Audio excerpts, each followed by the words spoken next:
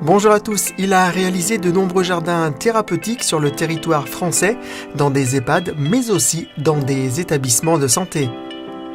Architecte paysagiste et titulaire d'un doctorat en gériatrie, à 55 ans, à la tête de OUBI Campi, il se lançait un nouveau défi, le carré des jardiniers. Il nous présentait à Paysalia son jardin ambitieux, vivre heureux avec Alzheimer. Une année s'est écoulée depuis le carré des jardiniers. Que devient Étienne Bourdon? Réponse auprès de l'intéressé. Bonjour Étienne. Bonjour Franck, ça me fait plaisir de te revoir. Alors en décembre 2017, tu étais l'un des finalistes du carré des jardiniers. Ma première question, comment ça va? Bien écoute Franck, ça va plutôt bien. La fin de l'année 2018, le début de l'année 2019 ont permis de relancer l'activité. On a de gros projets en face de nous. Ah oui, de gros projets devant toi. 2019 se profile bien alors. As-tu eu des retombées suite au concours? Il y a eu quelques articles de presse, un reportage sur France 3 qui étaient aussi des occasions intéressantes. Oui, un beau reportage avec des images de France 3 par Île-de-France où l'on retrouve les témoignages de résidents ou de directeurs d'EHPAD ou de maisons de retraite qui nous parlent des bienfaits des jardins thérapeutiques. Mais tu interviens également dans ce reportage, ça c'est un bon point. As-tu réimplanté le jardin du concours quelque part ou son modèle t'a-t-il servi ou inspiré dans d'autres projets? Pratiquement la totalité des éléments ont été réimplantés, je ne parle pas du végétal. Oui, on le voit bien dans le reportage de France 3.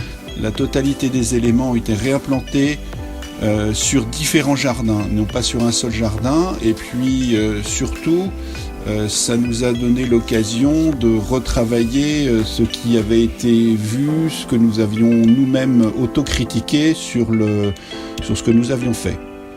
Ta fille, entre autres, était très investie sur le concours, je l'ai aperçu lors du montage.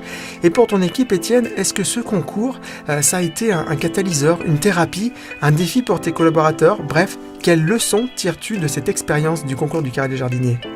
Ça nous a amené à nous remettre profondément en question par rapport à ce que nous avions l'habitude de faire, même si du fait de l'activité de recherche, on est toujours en train de se réinterroger.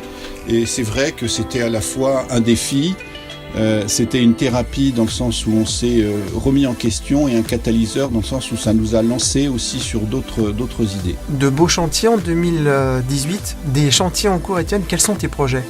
On a réalisé notamment 2 beaux chantiers en 2018, l'un qui était du côté de Bordeaux, ce qui m'a donné l'occasion de recroiser Mathias, et puis dans un établissement pour déficients visuels, et un autre projet à Paris qui était un étabbissement de soins palliatifs, et puis on a pas mal de projets actuellement qui sont dans différents endroits de France, donc je dirais les choses sont assez lancées.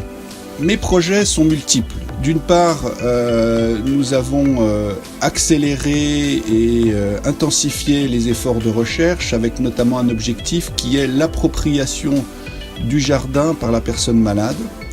Et puis sinon, nous sommes dans une phase de réflexion et d'échange avancé pour travailler sur le déploiement de notre activité sur l'ensemble du territoire français. Ah oui, quand même. Voire également dans tout ce qui est domaine de la prévention des maladies professionnelles. Quel est ton mot de la fin?